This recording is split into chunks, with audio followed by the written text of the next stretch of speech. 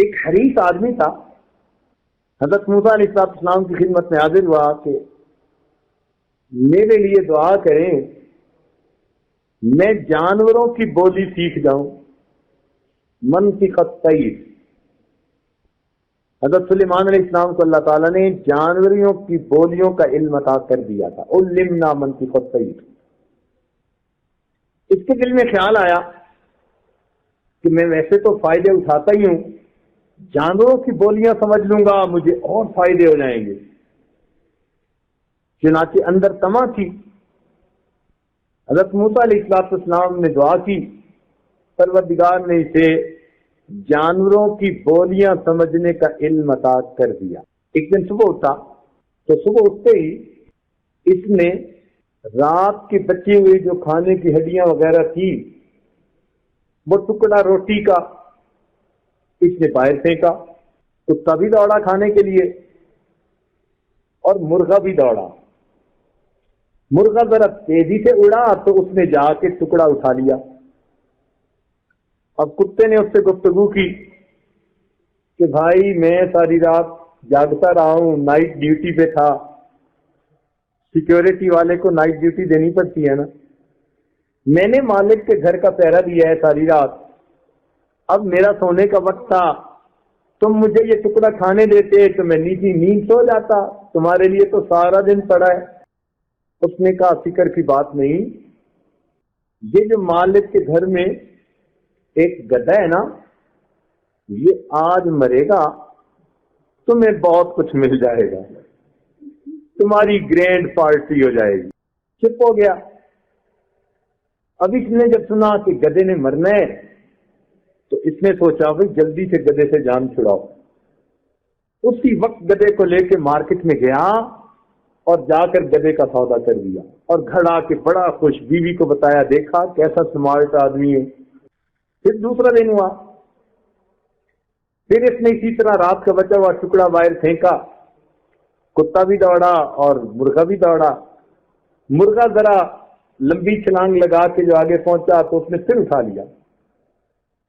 کتے نے پھر اسے کہا، اس نے کہا بھائی کل بھی تو نے میرے ساتھ زیادتی کی، بڑا بے لحاظ ہے، آج پھر میرے ساتھ زیادتی کر رہا ہے۔ اس نے کہا فکر نہ کر، آج اس کی گائے مرے گی۔ تیرے آرے نے آرے وہ چپ ہو گیا۔ چنانچہ اس نے گائے کا بھی سودا کر دیا، بڑا خوش کہ میں نے پیسے بچا لیے۔ چنانچہ اگلے دن پھر یہی واقعہ پیش آیا تو مرغے نے کہا کہ فکر نہ کر، آج اس کا گھوڑا مرے گا۔ اس نے کہا دیکھ 2 دفعہ جھوٹ بول چکے ہو، آج تمہارا جھوٹ ثابت ہو گیا تو پھر دیکھنا۔ چنانچہ اس نے گھوڑے کا پھر سودا کر دیا، کتا پھر بھوکا۔ اب جب اگلا دن ہوا نا، کتے کو بڑا غصہ تھا، جب اس نے ٹکڑا پھینکا تو مرغے نے پھر اٹھا لیا۔ کتا اس سے جھگڑ پڑا، کہتے بڑا بےہودہ آدمی ہے، تجھے کسی کی کوئی پرواہ ہی نہیں، ایسا بے مروت، ایسا بے وفا اور پرلے درجے کا جھوٹا، کئی دن سے میرے ساتھ جھوٹ بول رہا ہے۔ اس مرغے نے کہا کہ دیکھو میں جھوٹ نہیں بول رہا، میں پرندوں کی دنیا کا مؤذن سمجھا جاتا ہوں، تو مجھے دیو نہیں دیتا کہ میں جھوٹ بولوں، میں باتیں جو کر رہا ہوں سچ کر رہا ہوں۔ آج فکر نہ کر، مالک خود مرے گا اور لوگ اکٹھے ہوں گے، ان کی دعوت ہوگی اور کھانے ہوں گے اور ہڈیاں ہوں گی اور تیرا کام بنے گا۔ اب جب اس نے سنا نا کہ مالک خود مرے گا تو اس کو فکر ہوئی، اب بھاگا حضرت موسیٰ علیہ السلام کے پاس۔ حضرت وہ تو بات یہ ہے کہ مرغا کہہ رہا ہے کہ آج مالک مرے گا۔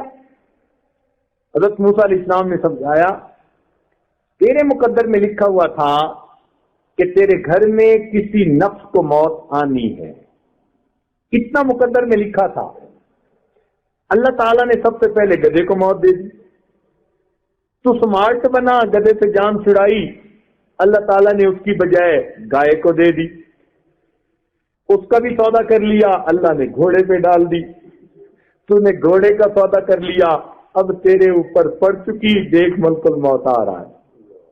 کہتے ہیں کہ ملک الموت پہنچ چکا تھا، اس نے بندے کی گدی دبائی اور اس کی روح نکال کے چلا گیا۔